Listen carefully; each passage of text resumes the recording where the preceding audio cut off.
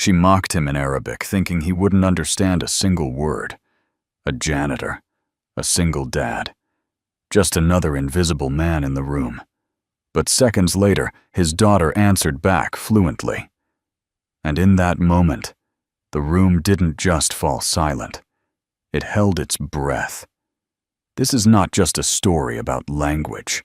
It's about dignity, legacy, and the quiet strength of a father who chose not to fight for attention, but for respect. If stories of quiet strength and second chances speak to your heart, you're in the right place. Subscribe to the channel and let this story remind you why words can build bridges, even when the world builds walls. The chandeliers of the Zara Majestic Hotel cast a golden haze over the marble floors, where every reflection shimmered like oil on water. In the grand ballroom, the air was thick with the scent of oud power and pride.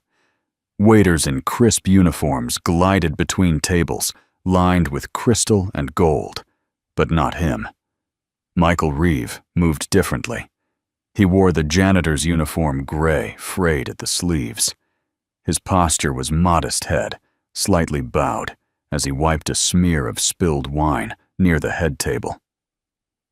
No one looked at him. He was the kind of man who blended into polished stone and silk walls, a background blur, in a room that didn't make space for the quiet or unremarkable. That night, Al Rashid Holdings, one of the largest oil conglomerates in the Gulf, was preparing to finalize a multi-billion-dollar agreement. Seated at the head of the table was Nadia Al-Rashid, heiress and CEO, with skin like desert bronze and a presence as sharp as obsidian.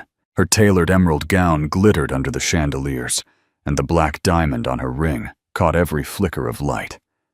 She didn't smile often, but when she did, it was the kind of smile people tried to earn. She was mid-sentence with a Gulf diplomat, laughing in rapid Arabic, when Michael bent to pick up a napkin that had drifted near her chair. In doing so, his hand accidentally brushed the stem of her crystal wine glass. It tipped, didn't fall, didn't spill. But it wobbled just enough. Nadia turned. She looked down at him, not as a woman looks at a man, but as a queen might glance at a stray dog who'd wandered too close to the throne. Then she laughed. Loud. Cold. And said in flawless Arabic, "A creature like him, touching crystal. That is how empires are stained." The words were meant to fly under the radar. She didn't expect him to understand, but the guests did. The laughter echoed low at first, then rising like a tide breaking against the ballroom's marble walls. One man at the table, a hedge fund magnate from London, added with a smirk, "Don't worry, Nadia. I'm sure the glass is still salvageable." Michael froze. He didn't flinch, didn't rise. His hand remained on the napkin, eyes steady on the floor. His shoulders, though squared, remained lowered, as if he had absorbed 1,000 such comments before, and this was just the latest stipple across old stone. But then a chair scraped the floor. A voice clear and impossibly steady rang out across the room. "Al-kasu la yukfi kimat al-shaks. Innama yuziru karamahu." The glass does not lower the one who holds it. It reflects the dignity of the one who drinks from it. All sound vanished. Forks paused midair. Conversations cut off like severed threads. Even the background music, the soft oud melodies, seemed to halt mid-note. All eyes turned. Lena, 9 years old, wearing a simple white dress. Chestnut hair pulled back into a soft braid. Small white shoes, barely grazing the carpet. She had been silent all evening, seated at a distant side table reserved for honorary guests. No one had paid her any mind. Now she stood unwavering, looking straight into Nadia's eyes. There was no fear, only calm. An eerie, ancient stillness. Someone near the back whispered, "Did she just speak classical Arabic?" Nadia blinked. Her lips parted slightly, not in surprise, but something deeper. A hesitation. A crack in the veneer. Michael rose slowly, standing beside his daughter. He placed a hand gently on her shoulder, not to stop her, but as a quiet show of presence. Nadia's voice, when it returned, was clipped. Who taught her that Lena didn't answer? She looked to her father. Michael spoke, his voice low, American accented, but his Arabic was clean, purposeful. She listens. That's how she learns. A diplomat at the table shifted in his seat, clearly impressed. That's not just Arabic, he said in English. That's Fuchsia. Classical. Very few speak it like that anymore. The London hedge fund guy let out a forced chuckle. Cute party trick. But no one laughed with him. A murmur spread, soft, reverent. Then Nadia leaned back. Her expression had hardened again, but it was more calculated now. She assessed Lena not as a child, but as a variable she hadn't accounted for. "Who are you really?" she asked Michael, this time in English. Michael didn't answer. Instead, he took the same napkin he had reached for and calmly placed it over the base of the glass he'd nearly touched, shielding it. A quiet, respectful gesture, almost ceremonial. Then he turned away, hand still on Lena's back, and they walked slowly, deliberately back toward the rear of the room. The silence in their wake was heavier than applause, and somewhere in the distance, someone whispered. He understood every word. The ballroom didn't return to its usual rhythm after Michael and Lena walked away. Conversation resumed in hushed tones. Glasses clinked with less conviction, and even the waitstaff moved more cautiously, stealing glances at the quiet man in gray who had just dismantled a hierarchy without raising his voice. Michael Reeve disappeared into the corridors of the hotel, just as he always did, fading behind the glitz, where no spotlight followed. He returned to the service entrance, picked up a steaming tray of saffron rice and lamb, and moved to the back kitchen without a word.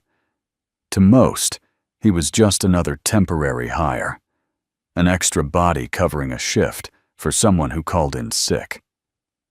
His file in the hotel system was thin. Name Michael J. Reeve, position facilities support. Temporary date of hire. 2 weeks ago. Background check, clear notes. Quiet, respectful. Keeps to himself. No one knew more, and no one asked. Except for one person. Elsa, the elderly pastry chef who'd worked in the Zara Majestic's kitchen for over 30 years, watched Michael closely. That morning, she'd seen him repair a faulty gas valve with nothing but a spoon and rubber tubing. The day before, he'd gently quieted a crying toddler in the lobby, not with toys or tricks, but by humming a lullaby in perfect Swahili. Michael noticed everything. When a light flickered in the staff lounge, he fixed it without being asked. When Elsa's arthritic hand struggled to open a jammed oven latch, he stepped in and freed it with a calm strength that neither rushed nor forced. But it was his eyes that told the most. Sharp, calculating. Not cruel, but practiced. Eyes that had scanned more than blueprints and service manuals. Eyes that once read danger in glances, lies in gestures, and desperation behind locked doors. He didn't flaunt it. He didn't even speak unless necessary. But there was a quiet precision in every movement, like a man who had long ago learned the cost of hesitation. That afternoon, in a quiet corner of the loading bay, Michael sat beside Lena during their break. She was reading a hardcover copy of 1001 Nights in Arabic. "I shouldn't have said anything," Lena whispered, eyes still on the page. Michael took a slow sip of lukewarm coffee from a paper cup. "Why do you say that?" They all stared, like I was wrong to speak. He looked at her, his voice gentle. Sometimes doing the right thing doesn't feel right at all. Lena nodded, her voice barely audible. "Did they do that to you too?" Michael hesitated. Then, for the first time in a long while, his mind drifted back, not in fragments, but in full. Flashback, Syria, 2014. Dust clung to his uniform. The sun had long since disappeared behind plumes of smoke, but Michael stood calmly in front of the rebel compound, his rifle slung behind his back, and both palms open at his sides. He spoke not in threats, but in Arabic. Fluent, cultural, precise. He quoted from the Quran, from regional proverbs, from local grievances. Not to manipulate, but to connect. He wasn't there to dominate. He was there to de-escalate. The negotiator on the other side, a man named Farid, had been holding a group of journalists hostage for 9 days. But in Michael's presence, weapons lowered. Because words, when spoken with honor, could disarm more swiftly than bullets. Hours later, as the journalists walked free under an amber sky, one of them asked Michael how he learned to speak Arabic so well. Michael simply replied, "I listened first. Then I learned." Back in the present, Lena had turned the page. Michael placed a gentle hand over hers.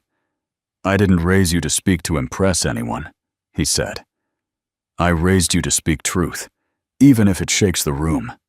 Lena smiled faintly, eyes still glued to the stories of queens and warriors. That evening, Elsa approached Michael in the kitchen. Her hands were dusted in flour, her voice rough with age. "You've been in rooms like this before," she said, more statement than question. Michael didn't deny it. "I saw the way you stood when they laughed at you," she continued. "You didn't bow, but you didn't fight either." He met her gaze unwavering. "They expected me to break, but some things you just endure." Elsa studied him a moment longer, then nodded slowly. "You're not here to stay, are you?" he asked. "No," Michael said quietly. "Just here, long enough." Late that night, as the ballroom was being reset for the next day's conference, Michael lingered alone under the grand chandelier, the same one that had reflected Lena's voice across the room. He looked up, not at the gold, not at the glass, but at the echoes still clinging to the ceiling. He didn't want recognition. He never had. But something had shifted, not just in the guests or in Nadia al-Rashid's eyes. Something inside him. For years, he had lived quietly, invisibly, not out of fear, but out of grief. Since his wife passed, he had devoted everything to Lena, shielding her from the world's harshness by teaching her to understand it better than anyone else. But now the world had seen her, and in doing so, they had seen him. He wasn't invisible anymore, and maybe, just maybe, it was time they remembered who he really was. Laughter, when it came again, did not echo with delight. It rippled like oil on water, shiny, shallow, and full of something rancid beneath. The ballroom had regained its tempo after the glass incident, but something had shifted in its cadence. The polished veneer was intact, but the undercurrent was sharper, more pointed. Nadia al-Rashid sat resplendent at the head table, a fresh flute of champagne between her fingers. The diamond cuff on her wrist sparkled with every movement, as did her language, this time in French. "Un enfant comme ça charmante. Mais elle me rappelle ses mascottes de conférence de paix. Cute, useful, decorative. A child like that. Charming. But she reminds me of those peace conference mascots. Cute, useful, decorative." The banker beside her, a wiry Belgian in a pinstripe suit, chuckled, adjusting his tie. "Isn't she the little translator prodigy? Now I mean bravo. But there's a reason we keep dolls on shelves and not at the negotiation table." Her father, Nadia, added with a smirk. "Has quite the talent, teaching a girl to speak like a scholar, yet dressing her like a discount pianist." The table roared, but it wasn't laughter from joy. It was performance, a show of allegiance to the queen bee of the evening. Further down the room, Michael Reeves stood silently observing from near the exit. Not hiding, just positioned. His eyes tracked not just Nadia's table, but the subtleties around it, the body language, the shifting of shoulders, the slight glances others gave before laughing along. His face didn't betray anything, but Lena felt it. At her small table set aside for junior honorees, she sat alone, hands folded. A waiter had offered her a ginger soda earlier, but no one had spoken to her since. Her name badge, Lena Reeve Youth Language Awardee, had been turned slightly sideways, as if embarrassed to face outward. One of the other children at a nearby table leaned over and whispered, "My mom says you just memorize stuff, like a parrot." Lena looked up. Her expression didn't flinch. "That's how parrots survive," she said softly. "They repeat what they hear, but I understand what it means." The girl blinked confused, then scoffed and turned away. Half an hour later, the ballroom dimmed slightly for the entertainment segment. A violinist performed, then a spoken word artist. And finally, the MC took the stage microphone in hand, his smile all polish and precision. And now, to lighten the mood, he announced a short clip from tonight that has already gone viral, courtesy of one of our guests, who was quick enough to capture a rather charming father-daughter moment earlier. The lights dimmed further. A screen came alive. Footage played. A shaky camera phone video from earlier that evening. The angle was awkward, filmed from behind the bar. The image showed Michael kneeling near Nadia's chair, his hand grazing the wine glass. Then her laughter, her words, and his silence. No Lena, no reply, no Arabic, no quote. Just Michael, just humiliation. The clip ended with someone muttering, "Is he using the kid to get sympathy or something?" A few pockets of laughter broke out, not the same as before, nervous, unsure. But Nadia, seated near the screen, laughed fully audibly.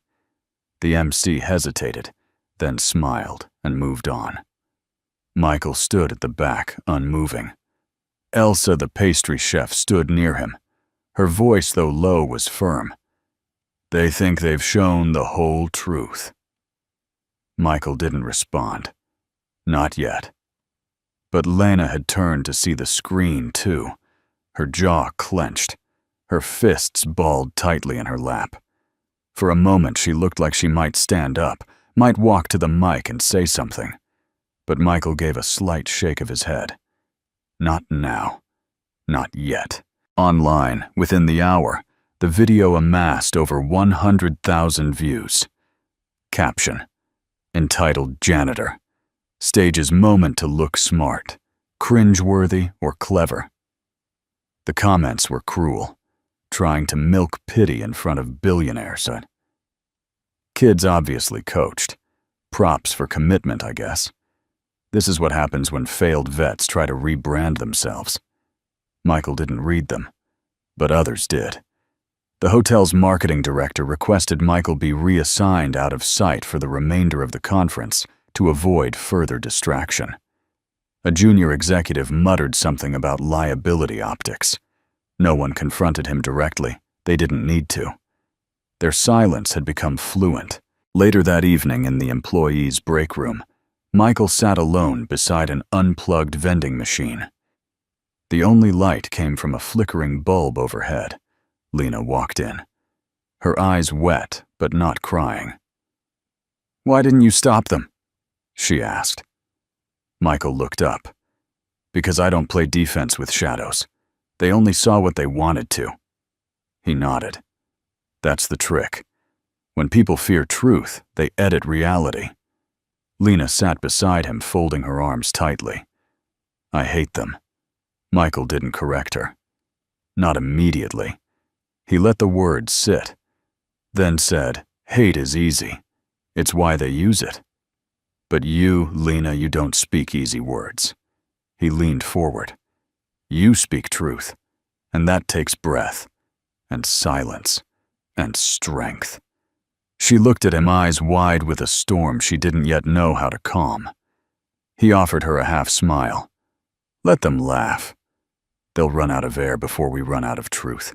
The ballroom shimmered with opulence, but beneath its ornate surface a quiet friction lingered. Chandeliers glittered like stars in static air. Nadia al-Rashid stood confidently at the podium, flanked by a delegation of Gulf investors and European financiers. She was speaking about cross-border energy equity, a subject she knew well enough to dominate in English, but tonight demanded more. The challenge. The primary investor, specifically a traditionalist oil magnate from Muscat, had requested all communication be done in classical Arabic and Mandarin, with preference for French side notes. Nadia had rehearsed, yes, but not deeply. She believed charisma could bridge what vocabulary could not. Until now, across the room, Lena Reeve sat quietly at her small table, clutching a linen-bound notepad she'd been scribbling in for nearly 20 minutes. The page before her was filled with cursive French corrections, phonetic Mandarin phrases, and restructured Arabic clauses. In her neat looping handwriting, she wasn't eavesdropping. The speech had been printed and distributed in advance, a standard courtesy. But as Nadia spoke, pausing awkwardly over tonal Mandarin or misplacing emphasis in harakat, heavy Arabic Lena's pen moved steadily. Her ears filtered the melody of language, but her mind heard the dissonance. Nadia's delivery was poised, but native speakers in the crowd began shifting in their seats, brows furrowing heads, tilting slightly. The Omanis at table 3 exchanged quiet glances. A French financier tapped something into her phone, frowning. And the elderly Chinese minister from Hubei, seated beside the main investor, leaned in to whisper to his assistant. Something was off. Lena knew it. She could feel the spaces where intent collapsed under incorrect syntax, where metaphors designed to inspire instead confused or alienated. She had read this speech 5 times. The version Nadia had approved was technically translated, but hollow. It was silk without a weave. Back in the prep room behind the ballroom, Michael was adjusting a tray of untouched canapes when Lena slipped in silently. She held the notebook to her chest as if it might explode, if not cradled properly. He noticed her before she spoke. "I shouldn't be doing this," she said. Michael turned towel still in hand. "Doing what?" Her eyes darted to the glass door that led back to the ballroom.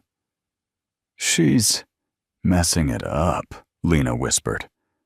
The tonal shifts, the cultural references, the Arabic idioms. She's translating words but not meaning. Michael said nothing, waiting. Lena bit her lip, visibly troubled. Then, almost in a whisper, "I want to help. But if they find out I'm better at this than her, they'll hate me." It wasn't arrogance. There was no vanity in her tone, only fear and guilt. Michael crouched to her level eye to eye.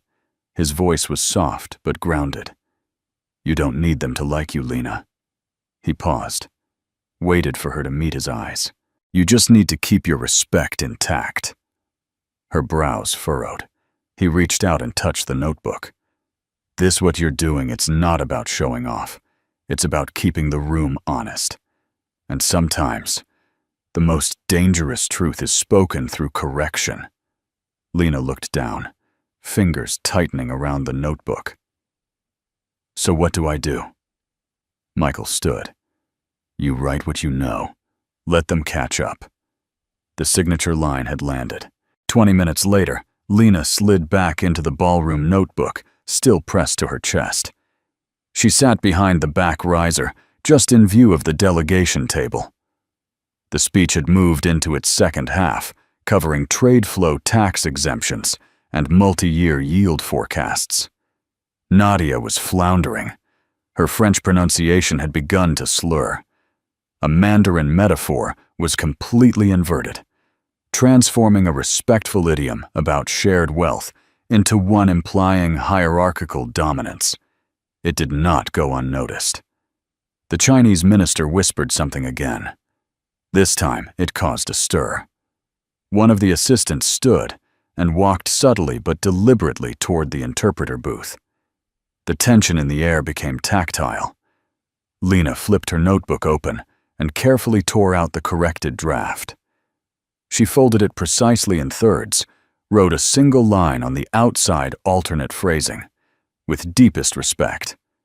She hesitated, then walked slowly measured toward the interpreter booth. She didn't speak, only handed it to the lead interpreter through the side curtain. The woman, a multilingual diplomat from Geneva, read it, blinked, then read it again. She didn't ask who Lena was. She just began relaying the alternate script, seamlessly folding it into Nadia's live speech through her headset. Within 5 minutes, the room changed. The tension eased. The Omani magnate sat forward, nodding slowly. The French delegate jotted down notes with interest. The Chinese minister smiled an actual smile and whispered something that made the investor beside him laugh. Nadia, unaware of the substitution, gained renewed confidence. Her words now carried rhythm resonance and cultural humility. She believed she had found her stride. But it wasn't hers. It was Lena's. In the shadows, Michael watched from behind the catering station. He didn't smile. He didn't nod. He simply stood, hands folded, eyes forward, as his daughter gave voice to a room that had tried to silence her. She didn't want the spotlight. She didn't want credit. But she had woven meaning back into silk, not because she wanted applause, but because it was right. The grand ballroom echoed with clinking glasses and diplomatic murmurs. Business cards changed hands under the soft golden glow of chandeliers. Laughter floated from the Gulf delegates' corner table. But amidst the swirl of curated opulence, Michael stood silently behind a folding screen, eyes on his daughter. Lena had returned to her corner after her silent contribution to the interpreter. No one had noticed. No applause, no acknowledgement. Just the way she preferred it. Michael's phone buzzed. It was a message from a librarian in a small New Jersey town, someone he hadn't spoken to in years. The woman had finally tracked down a letter Lena had kept buried in an old safety deposit box, the Acceptance and Scholarship Award from the Al-Rashid Foundation for Global Education. The digital scan appeared. High resolution. Clear. Michael's hand trembled slightly as he tapped the screen. There it was. Nadia Al-Rashid's signature, boldly scripted in fountain ink, dated 6 years ago. A scholarship given to a then 3-year-old girl with a linguistic IQ off the charts. A girl whose parents were struggling with medical bills after her mother's cancer treatment. Nadia hadn't known. Of course she hadn't. To her, it was just another signature among hundreds scrawled beneath a recommendation from a foundation board member. She had never met the recipients. But Lena had remembered the emblem, an ivory phoenix above a globe engraved in gold at the top of the letter. She used to trace it with her fingers at bedtime. Michael zoomed in on the signature, paused, then slowly closed the screen. From his coat pocket, he retrieved the original letter, slightly creased, but protected in a clear sleeve. He folded it in thirds precisely deliberately and slid it into his shirt's breast pocket, near his heart. He buttoned the flap and stood taller. The symbolic object had entered the frame. Across the room, murmurs were starting to rise, not celebratory ones, but tense, clipped whispers. Something was wrong at the main negotiation table. A Gulf investor was flipping through the Arabic printout of the oil agreement. His expression tightened. His aide pointed to a paragraph, then another. Fingers jabbed, brows furrowed. The interpreter hesitated. Nadia leaned over, attempting to clarify, but her face flushed as she scanned the line item breakdown. The numbers didn't match, not just by cents, by millions. In Arabic, one wrong tashkil, a diacritical mark, can alter a sentence's entire meaning, especially in financial contexts. The printed translation had replaced a clause about revenue share with one about front-end investment, shifting the burden of risk entirely to the Gulf partners. What should have read Al Rashid Holdings assumes operational liability in year 1. Now read Al Rashid Holdings shall receive operational liability payments in year 1. It was a catastrophic blunder, one that made Al Rashid appear deceptive. Michael noticed the shift. He wasn't close, but he could see the rhythm of human movement like a chessboard. Nadia was stammering now. The Chinese interpreter had stepped away. The Omani magnate was no longer smiling.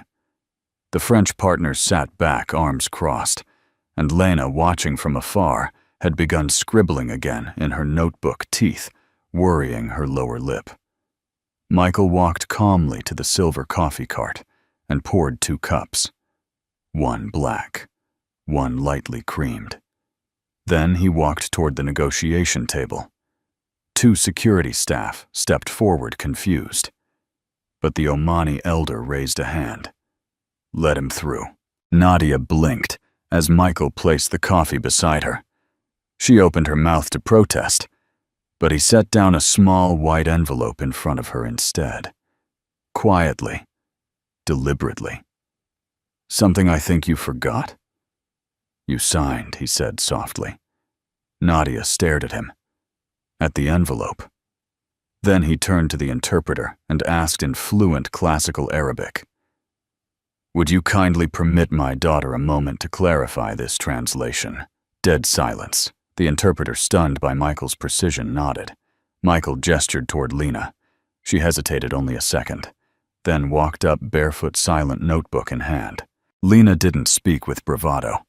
She simply turned to the misprinted contract, flipped to the highlighted paragraph, and rewrote it on a fresh page in perfect Arabic script, with notations on the grammatical missteps and financial implications. She didn't point fingers. She didn't scold. She just corrected. And then, for the first time that night, she looked Nadia in the eyes. "You once gave me a future," Lena said softly, holding up the folded scholarship letter. "Let me help you keep yours." The room held its breath. Then the Omani magnate chuckled a warm, rumbling sound. "She speaks silk," he muttered. "And truth." He took the corrected page, read it aloud, then placed his seal upon it. The deal was saved. But more importantly, so was respect. Nadia sat stunned. Her world, crafted through power presentation and poise, had just been salvaged by the very man she had mocked, and his daughter, whose intelligence had pierced through walls built of pride. She opened the envelope, saw the signature, her signature, on a letter she had forgotten, but one that had shaped the very girl now standing before her. Tears welled, not from shame, but from recognition. Michael watched her. No triumph in his eyes, just stillness, as if to say, "Now you know what I've always known." He nodded once to Lena, then quietly turned back to the catering line, where untouched coffee still waited for those who never noticed who brought it. The gold-trimmed doors of the Zara Majestic Conference Suite closed with a soft thud, muffling the rising tension inside. A dozen dignitaries and executives draped in tailored suits and embroidered thobes sat at the oval table where power usually whispered. But today, the whispers were growing into cracks. Nadia al-Rashid sat at the head of the table. Her composure was fraying. A few hours earlier, she had nearly lost the deal of the decade. Now her every word felt weighed, scrutinized not for intention, but for precision. The Gulf delegation no longer offered polite nods. They leaned back, arms crossed, calculating, impatient. The revised financial documents sat in front of them, but something in their posture said, "You had one chance, and now you are being watched." Nadia's hand hovered over her notes. She glanced at the chief translator, who looked equally uncertain, then at the French consultant, who was studiously avoiding her gaze.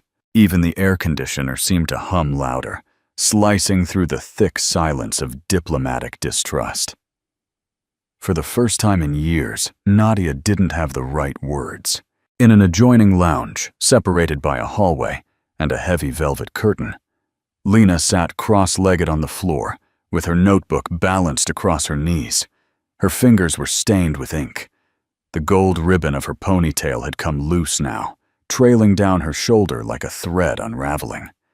Her hand trembled as she rewrote a complex financial clause for the third time. The Arabic script flowed beautifully, too beautifully for a child. But every line held weight. Every stroke needed balance. Michael stood by the open window, his arms crossed gently, eyes focused on the distant skyline. He said nothing, but the tension in his jaw betrayed a silent prayer. Lena looked up. "Dad, what if I get something wrong?" Michael didn't move. "Then you'll learn, and try again." "But this isn't a test," she whispered. "This is real. This could cost her everything." He turned toward her, and it's her pride that put her there. His voice wasn't cruel. It was calm, steady, like a surgeon speaking truth after the bleeding starts. Inside the boardroom, the Omani delegate finally broke the silence. "We were told Al Rashid Holdings would provide fiscal transparency. Instead, we are reviewing documents that seem hastily patched." "The misprints were unintended," Nadia said. "And we are working with the best interpreters." Then perhaps the delegate interrupted. "Your interpreters are paid more than your accountants." Laughter cracked from a Saudi partner at the end of the table. Someone sipped tea to hide a smile. Nadia's face flushed, not with rage, but with recognition. The room no longer respected her. They were tolerating her. She stood slowly. "May I take a 10-minute recess?" Nobody objected. A few nodded curtly. A few didn't respond at all. She stepped outside and closed the door softly behind her, then leaned against the corridor wall. Michael was waiting in the hallway, still holding that coffee tray. He offered her a cup. "You're bleeding confidence." She took it. Didn't sip. "They think I'm arrogant." "You were. And now you're vulnerable, which means you're finally someone they might trust." She looked up at him for once without the armor of title or wealth. "That girl, your daughter. How does she carry so much pressure and still breathe?" Michael's reply was immediate. "Because she doesn't carry it for herself." Back in the lounge, Lena finished the revised proposal. It wasn't perfect, but it was honest. She had rewritten every segment of the oil share model, correcting for linguistic ambiguities, decimal misplacements, and diplomatic nuance. The entire proposal had been converted into modern standard Arabic, cross-referenced against classical Arabic idioms, and annotated where literal translations could trigger misunderstanding. She had used everything Michael taught her, every bedtime lesson wrapped in bedtime stories, every military manual disguised as language play. As she folded the last page, her hand stopped shaking. She stood and walked toward the boardroom. Michael didn't stop her. Nadia didn't offer thanks, but she stepped aside, letting Lena pass. When Lena entered the room, the air shifted, not dramatically, but enough. The dignitaries paused, puzzled, child.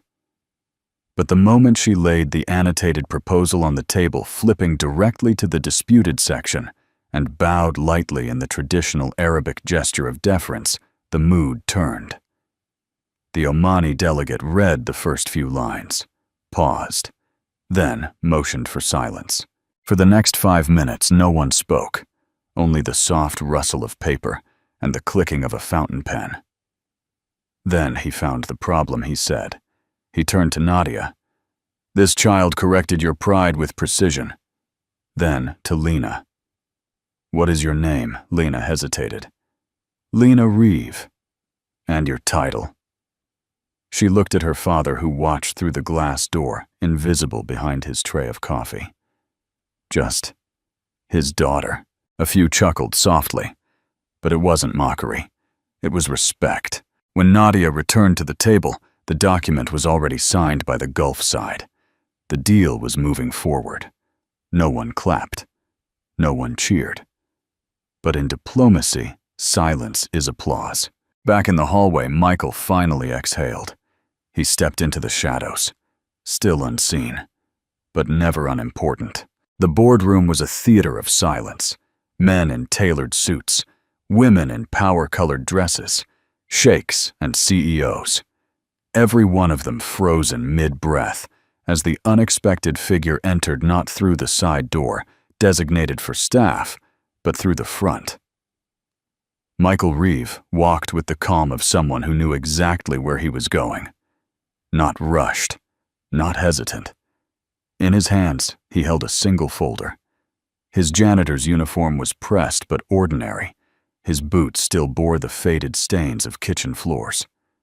But there was nothing ordinary in the way he moved, as if the space, the eyes, the hierarchy in the room, none of it could dictate the weight of who he was. He reached the head of the table and placed the folder in front of the Omani delegate, who had been the most vocal critic hours earlier. Then he said with quiet confidence, "I believe you'll want this version." The silence fractured into tension. Whispers stirred like wind between broken pillars. Who was this man? Why was he here? Security shifted near the walls, but didn't move, uncertain if this was part of some higher protocol. Then the second twist. Lena stepped through the door behind her father. She didn't walk timidly.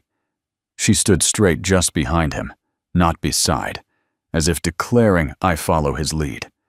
It wasn't defiance, it was dignity. The Omani delegate raised an eyebrow. Then cautiously he opened the folder. The pages inside gleamed under the chandelier light, immaculate, annotated, and arranged with a clarity that bordered on surgical. Line by line, the document detailed. Corrected Arabic translation of the entire proposal. Revised tax structures in accordance with GCC energy policies. Aligned OPEC production baselines, cross-verified against 2025 quota forecasts. Adjusted conversion metrics for metric-to-barrel calculations, often mistranslated between Arabic and English. Embedded inflation indexing formulas relevant to cross-border investments. The kind of work no assistant could draft. The kind of work only a real expert would dare to present. Nadia, seated near this end of the table, inhaled sharply, but said nothing. She had already seen this man in the hallway earlier, offering coffee like an invisible part of the room. But this was no act of coincidence. The Saudi oil minister finally broke the silence. "Who are you?" Michael didn't smile. He didn't puff his chest. Just a father. Then he turned to Lena, nodded once. She stepped forward and flipped a tab on the proposal, revealing a side-by-side comparison between the Al-Rashid version and the corrected one. Her handwriting had footnoted every potential misinterpretation, cross-referencing idioms with classical Arabic law and Sharia-compliant financial terms. Her voice was soft but clear. There were 6 key ambiguities that could have voided the deal under your domestic compliance codes. The errors weren't intentional. They came from assuming English economic terms would carry the same weight in Gulf contracts. They don't. One of the Emirati negotiators narrowed his eyes, flipping ahead. You speak Arabic?" "Yes, sir. And French. And Mandarin. And a few others. A few chuckled, still unsure whether to believe the moment. Michael spoke again. "She didn't come here to impress you. I didn't come here to replace anyone. But we both came because no one should sign something they don't understand." The atmosphere changed, not dramatically, but deeply. You could feel it respect shifting, not toward titles, but toward truth. The Omani delegate tapped his pen once against the proposal. "This document is precise. Who authored the base framework?" Michael looked up unflinching. "I did, years ago. When I was with the U.S. Hostage Negotiation Task Force, I worked on treaties, oil contracts, language arbitration. I resigned after my wife died. I never expected to step into a boardroom again." He glanced at Lena. "But when the system punishes someone you love just for being silent, you speak up, even if they forget your name, even if they laugh at your clothes." No one laughed now. Nadia finally stood, slowly. She didn't attempt to reclaim power. Her voice was steadier than expected. "This was your work all along." Michael didn't respond, but his silence said more than words. She turned to Lena. "And you, I only polished what he already knew." It wasn't false humility. It was a statement of lineage, of legacy. The Saudi oil minister leaned back and folded his arms. "Then why didn't you step in sooner?" Michael looked each man and woman in the eye. Because pride isn't always loud. Sometimes it waits, until silence becomes dangerous. A moment passed, then another. And finally, the Omani delegate did something unexpected. He closed the folder, then signed the agreement. Let the record show that truth arrived, not in suits, but in humility. One by one, others followed. Pens scratched paper, and the room once stiff with ego filled with something else, acknowledgement. As Lena and Michael turned to leave, a voice called out, "Mr. Reeve, what should we call this proposal?" He stopped at the door, then said without turning, "Call it whatever you like." But it was designed for people who want to understand. Outside, sunlight filtered through the high glass ceiling. Lena slipped her hand into her father's. That was kind of a mic drop." Michael chuckled, the first real smile he'd shown in hours. "Nah, that was just the calm before impact." The room was still, a stillness not of absence but presence, of something unspeakable settling across the boardroom like sacred dust. Lena had just finished speaking. A child barely 9 in a simple white dress, with nervous fingers still clutching the pen she had used to annotate a billion-dollar contract. But her voice had not trembled. Her Arabic, not just fluent, but elegant, had floated like silk across the room. She hadn't performed. She had simply spoken as if language itself had chosen her. And now, silence reigned. Until a chair scraped the polished marble floor. From the far end of the U-shaped table, an older Arab gentleman rose slowly. His keffiyeh was folded with precision. The threads of gold in his thobe shimmered faintly under the downlights. He didn't speak immediately. His hands were trembling. His breath quivered in his chest. Then, a single tear spilled down the creases of his weathered face. He placed one palm over his heart and said, voice breaking, "This is the language of my ancestors." Everyone turned toward him. His voice cracked again, not from fragility, but from something sacred rising from within. "I have sat at this table for 30 years. I've watched men twist Arabic into economics, politics, and business, but never once have I heard a Western child breathe it as if it lived in her bones." Lena instinctively stepped closer to her father. Michael's arm rested gently behind her back. Protective, proud, silent. The old man continued, gesturing slowly toward Lena. She didn't speak it. She honored it. Not with accent, but with reverence, And that is something you cannot teach, only inherit. Tears shimmered along the ridges of his cheekbones. He didn't wipe them. We call this kind of speech al-lisan al-jamil, the beautiful tongue. I never imagined I would hear it again, and certainly not from the child of a janitor. The word didn't sting. It humbled the room. A woman seated beside Nadia leaned in and whispered, barely audible, "Who are they?" Nadia didn't answer. Her eyes remained fixed on Lena, no longer with contempt nor jealousy, but with a kind of stunned reverence she couldn't yet explain. Then came the shift. It started with a quiet tapping, a single pair of hands applauding, then another, until the room erupted gently, respectfully in a cascade of soft claps and nods. It wasn't just appreciation, it was awakening. The witness effect. Not a spectacle, but a moment of stillness so powerful it reframes everything.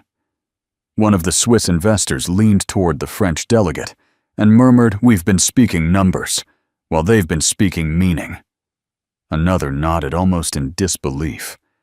That man, he said nothing for days, and now he's moved the entire room. Michael still hadn't spoken, but he didn't need to. His daughter had become his voice, not through defiance, through fluency. The chairman finally stood, a man known for his cold precision and impenetrable neutrality. He glanced at Lena, then at Michael. "You understand, of course, that this changes everything." Michael gave a modest nod. "We didn't come to change everything, just to correct what mattered." The chairman smiled faintly. "And you've done so without force, without title, without even a seat at the table." Michael glanced at the polished wood, then back at Lena. "She doesn't need a seat," he said softly. "She already understands the weight of the table." The chairman blinked, then turned to the rest of the room. "I move that we reopen the deliberations, this time with the revised document. And I'd like Miss Lena Reeve to remain present, not as a child, but as a silent observer of history being corrected." Lena looked up at her father, unsure. He whispered, "You earned this." She hesitated, then walked toward the far end, where the chairman personally pulled out a chair for her. She sat. Her legs dangled a few inches above the ground, but her presence towered above the moment. As the new discussions resumed, a quiet reverence lingered in the air. No more side comments, no more veiled insults, no more condescension, just men and women listening to one another, to a language, a truth. In the corner, one of the junior assistants who had laughed earlier now looked down, ashamed. Another reached quietly for the original folder Lena had corrected, scanning it with newfound eyes. Michael stepped back. He did not stay at the table. He simply stood near the edge of the room, unnoticed again, by choice. Because he had never needed the spotlight. He only needed the world to see what his daughter had done, and for the first time in years. Nadia was silent, not out of defeat, but out of realization. She had spent her career fighting to be the loudest voice in the room, but now she had witnessed what it meant to be the most heard. And that changed everything. The applause had faded, leaving behind a quiet more powerful than any ovation, the kind of quiet that demanded reflection. At the center of it all stood Michael and Lena, father and daughter, janitor and child, no longer anonymous figures at the fringe of power. For the first time, all eyes turned not out of mockery, but recognition. Nadia rose slowly from her seat. Her face bore the polished composure of a seasoned executive, but there was a new weight behind her eyes, something fragile, cracking just beneath the surface. She straightened her blazer, smoothed the front, and then smiled. Poised, practiced. Well, she said, her voice light, but not quite steady. "Perhaps we've all learned something today." A murmur rippled across the table. Some nodded. Others waited. Nadia took a measured breath and turned to Lena. Then Michael. Wisdom doesn't always come from where we expect. She added, and in this room, perhaps we've all become each other's teachers. The words hung in the air like silk, soft, shimmering, but still calculated. Michael didn't speak immediately. He looked to his daughter who stood beside him with quiet strength. Then, with a calm that came not from pride, but from years of restraint, he spoke, his voice low, steady, and almost too soft for the microphone. We didn't come to teach. He glanced slowly around the room. We just came so we wouldn't be laughed at. The room froze, not in discomfort, but in honesty, the kind that couldn't be dressed up. Michael's words cut deeper than confrontation. They didn't challenge. They revealed. Nadia's smile faltered. Not dramatically, but enough. She tried to recover with a small laugh, but it evaporated before reaching her lips. Of course, she offered, voice now threadbare. Of course. Lena stepped forward. Her small hands clutched something tightly to her chest. A notebook, leather-bound, worn around the edges, its corners softened by time and fingerprints. Its cover was scuffed, as if it had traveled through stories too vast for its size. She walked to the center of the table and placed it down gently, as if setting down something sacred. The room leaned forward. Lena looked up. "This is my Arabic journal," she said quietly. "I've been keeping it since I was 5. Nadia's eyes flicked toward the notebook, then back to the girl. "It's how I practiced grammar vocabulary, how I learned the shape of every letter." She paused, then looked at her father. "I learned from him." Michael's gaze didn't waver. Lena turned back to the room, and he learned from the men who once held him hostage. Gasps weren't audible, but the room tensed, a silent intake of breath. Chairs shifted, eyes darted. Even Nadia stiffened. "He was a negotiator," Lena continued, "but he never hated the men who chained him. He studied them, learned their language, their poetry, their music." Michael finally looked down, almost ashamed. Lena's voice cracked, but not from fear. "He told me once, poetry doesn't bleed. Even in war, people still write poems. They still love. They still sing." She gestured to the notebook. "That's why I learned. Because if words can survive war, maybe, so can we." Silence, but not stillness. There was movement in the minds of everyone present, in their memories, in the myths they'd carried about people like Michael, people like Lena. Nadia took a slow step forward, her voice softer now, no longer trying to impress, just trying to understand. "You speak Arabic because your father was once a prisoner." Lena shook her head gently. "No. I speak Arabic because he was never a prisoner here." She touched her chest. "Only here." Michael finally broke his silence with a breath so deep it seemed to rise from beneath decades of pain. "I used to think dignity was something you fought for." He looked around the table. "But now I know it's something you carry, even when no one else sees it." He rested a hand on his daughter's shoulder. "Especially then." The chairman leaned forward, fingers steepled. "Mr. Reeve, what do you want?" Michael met his gaze, unblinking. "Nothing." He looked to Lena.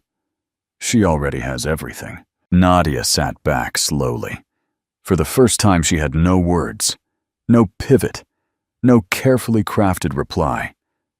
Just silence. And maybe beneath it all, a little awe. Lana opened her notebook one last time. She flipped to a page near the center, worn smooth from repeated readings, and began to read in Arabic, her voice lilting like a song, remembered from another life. If we must be strangers, let us be strangers with grace. If we must part, let it not be with silence. Let my language remain in your bones, long after my voice has faded. Tears rimmed eyes across the room, not because of what was lost, but because of what had been found. A hush fell across the gleaming conference room as the final page of the agreement was signed. The sound of the pen, once so sharp in its authority, now felt solemn, almost sacred. The oil contract between Nadia's conglomerate and the Royal Consortium had been rescued at the 11th hour, not by lawyers or strategists, but by a janitor and his daughter. As the chairman of the consortium offered a final dignified nod of approval, the others followed suit. The murmurs of tension that had filled the day dissolved into a rare, reverent silence. Michael stood at the far end of the table, hands clasped loosely in front of him. His uniform still bore the faint dust of backrooms and boiler closets. But today, he was the most respected man in the room. Beside him, Lena held her notebook tightly to her chest, her small face radiant with equal parts pride and peace. At the head of the table, Nadia rose. Gone was the carefully curated armor of power. She no longer led with posture or poise. This was not the stance of a CEO, nor the stance of a woman trying to win. This was simply a human being. Her heels clicked gently against the polished floor as she walked around the table, passing her advisors, the royal guests and the security guards who had once blocked Michael's way. She stopped in front of him. For a breath, she simply looked, searching his face not for dominance or leverage, but for something deeper understanding. Then, slowly, with a trembling exhale, Nadia bowed her head. It was not a theatrical gesture. It was quiet, deliberate, and raw. When she spoke, her voice had none of its former hauteur. It was the voice of someone who had finally seen past herself. "I was wrong," she said simply. Michael said nothing. He didn't need to. Nadia continued, her tone raw with humility. "I thought I was teaching a lesson about rank, about order, about knowing one's place in the world." She paused, her eyes glistening. "But the real lesson, the one I'll carry with me, is that dignity doesn't shout. It just is." Lena blinked slowly. Even at her young age, she understood the gravity of what she was witnessing. Michael reached into his inner pocket. Slowly, reverently, he pulled out a small envelope, aged at the edges, sealed with a faint gold insignia of the Al-Rashid royal family. Gasps fluttered across the room. Nadia's eyes widened. Michael held it gently between his fingers, then extended it toward her. "Years ago," he said softly, "you signed a scholarship. For a girl you didn't know. A child you would never meet." He glanced at Lena, his voice steady. "That girl was my daughter." Nadia took the envelope as if it were something breakable. She started, then stopped. "I don't even remember." "You weren't meant to," Michael replied. "But it saved her future, and gave me the strength to keep going." He let the silence breathe. "You helped us once, when you didn't know you were helping." Tears broke free from Nadia's eyes, silent, unfiltered. She clutched the envelope to her chest like an anchor. Around her, the room remained completely still. Even the most seasoned diplomats, men and women trained never to show emotion, felt a softening in their gaze. Michael offered a faint smile, but there was no triumph in it. No vindication. Only closure. Nadia took a small step forward, lowering herself slightly to meet Lena's height. "You were never small," she whispered. "It was only my eyes that were." Lena looked up, startled by the tenderness. Then, slowly, cautiously, she offered her hand. Nadia took it. And then something extraordinary happened. Michael offered his hand too, and Nadia took it. There was no need for applause, no need for final speeches. This was not the end of a negotiation. This was the end of a wall. A wall between class and humility, between intellect and wisdom, between being seen and being known. Outside the glass panels, the sun had begun to set, casting long amber beams across the marble floor, painting shadows like brushstrokes across the room. Michael turned to leave his daughter's hand in his, but before he reached the door, Nadia called after him. "Michael." He stopped, looked back. "You once negotiated with men who threatened your life. What did you learn from them?" Michael's answer was quiet, but it echoed through every person present. That people don't need to fear power, only the absence of empathy. He turned and walked out. The sun rose over a quieter city. Gone were the protests outside the building. Gone were the viral clips mocking a janitor for playing the sympathy card. What replaced them was something rarer, a moment of collective pause of reflection. Across television broadcasts, digital billboards, and trending hashtags, one story was breaking through the noise. Single dad saves 9 energies deal with daughter's language genius. Time magazine. From janitor to hero, the man who let his daughter shine. The New York Times, a child spoke the language of empires and reminded the world what respect sounds like. Al Jazeera. In one photograph, now iconic, Michael stood behind Lena at the witness table. She held a worn Arabic notebook in her hands. His hand rested gently on her shoulder. Neither was smiling, but both were glowing. At their small apartment above a corner grocery in the 5th arrondissement, the phones wouldn't stop ringing. Journalists from Tokyo to Toronto, invitations from the World Economic Forum, Oxford, UNESCO, offers for honorary doctorates, publishers dangling book deals. Michael answered none of them. He simply brewed coffee as he always had. Quietly. Precisely. Lena sat cross-legged on the couch, reading aloud softly from her Arabic primer, not for an audience, but for herself. A knock came at the door. Then another. Lena opened it cautiously. A courier in a blue cap stood outside holding a navy envelope embossed with gold. The seal UNESCO. Inside an official letter in French and English. You are formally invited to speak at the General Assembly in Paris. Your story has inspired a generation. The world is listening. Later that evening, Michael sat on the worn balcony, a soft wind brushing through his long graying hair. The city lights below flickered like a constellation of new beginnings. Lena emerged the invitation in her hands. "They want us to speak," she said. Michael looked up, a faint smile playing at the corner of his lips. "I figured. You'll say yes," he shook his head gently. "No." Lena blinked. "But why?"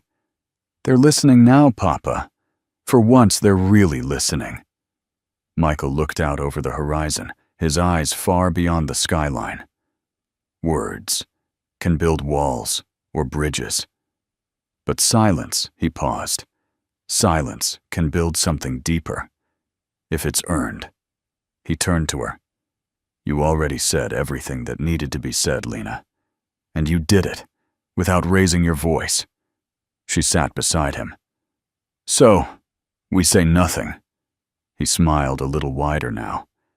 "Silence is a language, as long as it's spoken at the right time." She nodded, letting the meaning wash over her. A moment passed.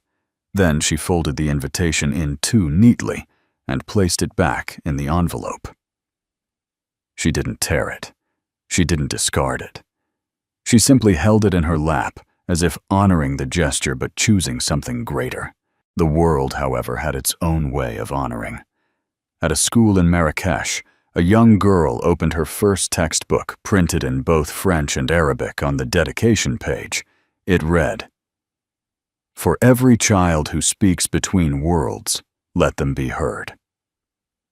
In a university in Beirut, a professor began her lecture with a new case study: the janitor who taught diplomats the grammar of grace. And in a boardroom in Zurich, a young executive silenced a mocking laugh from a colleague and said, "Respect doesn't come from where you sit. It comes from how you see." Weeks later, as spring bloomed across Paris, Michael and Lena walked along the Seine. The air was sweet with lilac. Street performers played soft jazz. Tourists pointed unknowingly at the very man who had changed the course of international policy and then kept walking unaware. Michael didn't mind. They stopped at a bookseller's stall. Lena picked up an old Arabic poetry volume. She traced the cover with her fingers. "Khalil Gibran," she murmured. "Do you know what his name means?" Hapa Michael looked at her. "It means the comforter," she whispered. "Maybe that's what you are too." He said nothing, but he placed a gentle hand on her back, guiding her forward. As they crossed a bridge, a beam of sunlight broke through the clouds, landing just ahead of them, as if lighting the path. They walked into it, father and daughter. No applause, no spotlight, just two quiet voices, who had already said enough. A single bell echoed softly through the community center's east wing. Not the grand marble halls of global summits, nor the sharp scent of freshly printed contracts. Just a repurposed gym in a modest neighborhood outside Boston, filled now with worn mats, a row of mismatched chairs, and the unmistakable energy of first chances. On the whiteboard, scrawled in looping green marker, were the words, "Welcome to Language Roots, Class 1. Lena Reeve, now 11, stood in front of 15 children from a dozen corners of the world: Syria, Vietnam, Colombia, Sudan, Ukraine. Some wore sandals in winter. Some wouldn't meet her gaze. Most didn't speak a word of English. And yet she smiled. "Language isn't just words," she said gently, switching between Spanish and Arabic with fluid ease. "It's trust. It's how we tell someone, 'I see you, you belong.'" In the back row, unnoticed by most, sat a woman who once commanded oil markets and global portfolios. Nadia Al-Rashid. No designer suit, no entourage, just a wool coat and a quietness that didn't exist a year ago. She watched Lena not with the detached gaze of a corporate analyst, but with something closer to reverence and regret. The classroom walls were alive with drawings and donated posters. Flags hung crookedly beside alphabet charts. A hand-painted sign above the windows read, "Words build bridges, not walls." Michael Reeve. Nadia's eyes lingered there. Her throat tightened. A year ago, she wouldn't have understood the meaning. Now it was a truth she wore like a second skin. Flashback 1 year prior. After the Paris deal had been signed, Nadia returned to her empire, but it didn't feel like hers anymore. The boardrooms echoed too loud. Her penthouse felt hollow. The language of power had become meaningless. She watched the world embrace Michael and Lena, and for once, instead of spinning it, she listened. She replayed the moment when Michael handed her the scholarship letter, the one she'd signed blindly years ago. It had sparked something small, but alive. So she stepped away, quietly. No press release, no statement. She took a sabbatical from the board and asked to join the foundation not to lead, but to learn. Her request stunned the trustees, but they approved it. She insisted her name not be used. "I've said enough," she told them. "It's time to let my silence give someone else a voice." Back in the present, Lena passed around small laminated cards, each printed in 2 languages. A boy from Syria hesitated, unsure how to pronounce "thank you." Lena knelt beside him, whispering the Arabic gently into his ear. His face lit up. Nadia's eyes welled with tears. She clutched her coat tighter, not from cold, but from something unfamiliar humility. Her phone buzzed. A text from her assistant UNESCO requests your comments for the annual Women in Global Leadership Forum. She stared at it, then slowly turned the phone over screen down. After class, the children rushed to show Lena their scribbled practice sheets. One girl had drawn a tree with flags as leaves. Another had written hope in 5 alphabets. Nadia remained seated, unsure if she should stay. But then Lena turned, locking eyes with her. The young girl walked over her steps, unhurried, but purposeful. "Ms. Al-Rashid," she said, with the gentle formality of someone far beyond her years. Nadia stood, brushing her coat straight. She tried to find words, but Lena beat her to it. "Thank you for the scholarship and for showing up today." Nadia swallowed. Her voice cracked. "I wasn't sure I'd be welcome." Lena smiled. "My dad said respect doesn't need an invitation. It just needs to walk in." Nadia closed her eyes for a moment, holding back a surge of emotion. "You sound just like him. I'm trying to." There was a pause. Then Nadia reached into her purse and pulled out a folded envelope. Not with a logo, but handwritten initials. "MR. I kept this," she whispered, handing it to Lena. "I read it more times than I can count. I thought I was the teacher. But he taught me something I never learned in business school." Lena took the envelope, nodded once, and placed it gently against her heart. "He said legacy isn't what you build. It's what you pass on without needing credit." Nadia looked around at the room filled with children forming sounds that would become stories. She blinked through tears and finally smiled. Not the smirk of pride, but the softness of peace. He's still teaching. Outside, the sky was painted with early evening gold. Lena stood at the door, waving goodbye to her students. Some clutched flashcards. Others held hands with their siblings. Nadia stood at the sidewalk for a long moment watching. Then she turned to go. No motorcade, no camera crews. Just a woman walking home with quieter footsteps than she once had. Lena looked down at the envelope once more. Inside was her father's old note, the one he used to tape above their breakfast table when she was 6. It read, "Listen, then speak. Teach, then and always. Build bridges." She looked up at the classroom window, and for a second, just a second, she swore she saw her father's reflection in the glass, smiling. The late afternoon sun poured gold through the wide windows of the classroom. Dust particles danced lazily in the light, giving the quiet room a warmth that felt sacred. In the stillness, Michael Reeve moved gently across the space, wearing the same worn flannel shirt he had owned since Lena was born. He wasn't here to teach. Not today. With a slightly bent back and deliberate movements, he wiped dust from the edge of a small wooden table. One of many that lined the classroom, his daughter had filled with joy languages and second chances. Every motion was slow, reverent, like he was cleaning an altar. From behind him came the sound of hesitant footsteps. Small, barely brushing the floor. He turned, and there she was, maybe 7 years old. A black girl with wide, brilliant eyes and braids tied with faded pink beads. She clutched something in her hand, like it was made of glass. "Mr. Reeve?"